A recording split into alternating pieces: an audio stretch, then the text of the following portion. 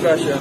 As you can see, the insect body is divided into three parts: the head, thorax, and abdomen. The head is specialized for sensory input and food intake. The thorax, which is an anchor point for the legs and wings, is specialized for digestion, respiration, excretion, and reproduction. I learned that the insects, like all arthropods, have no interior skeleton. Instead, they have an exoskeleton, a hard outer layer made mostly of chitin, which protect and support the body. The insect body is divided into three parts: the head, thorax, and abdomen. Good afternoon, ma'am. I'm Kelly A. Dueñas, BSA 3A, and this is my discussion and conclusion in Laboratory 2. Discussion. In Laboratory 2, we define the system of a cockroach, and we separate it from one to another to visualize it clearly. And from that, we can define the two systems, the circulatory and the respiratory system, and we define the internal parts of a cockroach. Conclusion. In this laboratory, ma'am, we were able to define the system and how it function. This laboratory is all about internal anatomy of a cockroach. Discussion. In this laboratory number 2, we separate the circulatory system and respiratory system. We study the each part of it. The cockroach have open circulatory system. The heart of the cockroach is arranged. Circulatory system and are divided into three parts. Example: the head, the abdomen, and the thorax. Conclusion. This laboratory number 2 is about the internal anatomy of insect. They talk about the respiratory system and circulatory system. They identify every part in internal body and its functions. The study of this system help to identify the various parts, their position, and functioning mechanism. Discussion. Identify the internal anatomy of the cockroach and locate its respiratory system and circulatory system. Conclusion.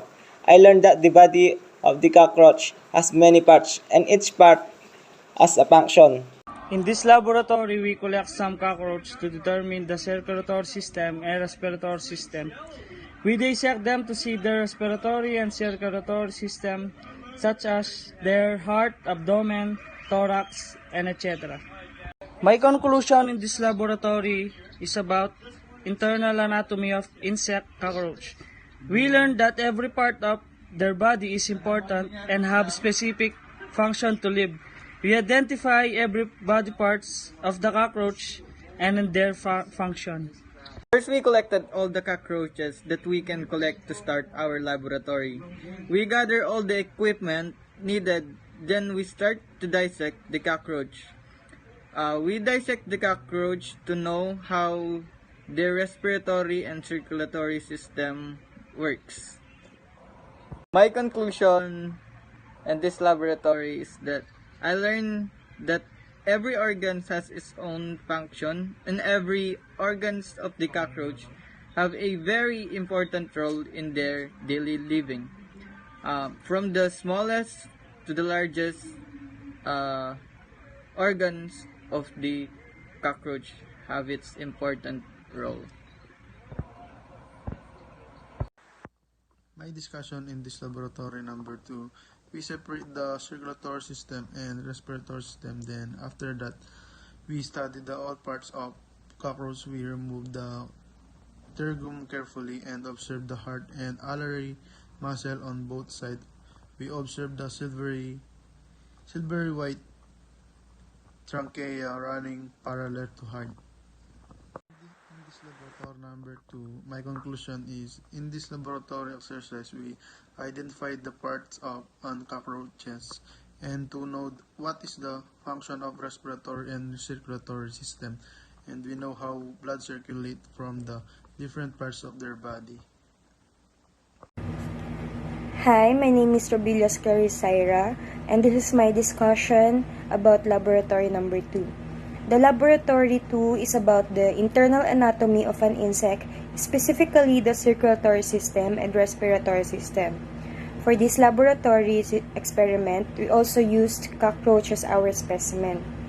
Circulatory is more like the blood flow in the heart, and the respiratory is the exchange of gas in our body. We dissected 2 cockroaches and identified their circulatory and respiratory system. After that, we labeled and took a photo of our experiment.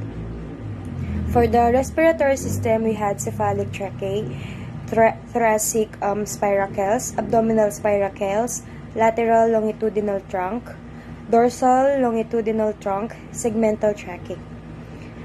For the circulatory system, we have head, the anterior aorta, thorax, alveolar muscles, abdomen, chambers of the heart. And for my conclusion about laboratory number 2, we've located and labeled the various parts of every systems. And with the help of this experiment, it gave us the knowledge on how the muscles in the circulatory function and how the blood flow in them. With the respiratory system, it gave us the knowledge on how the exchange of gas occur.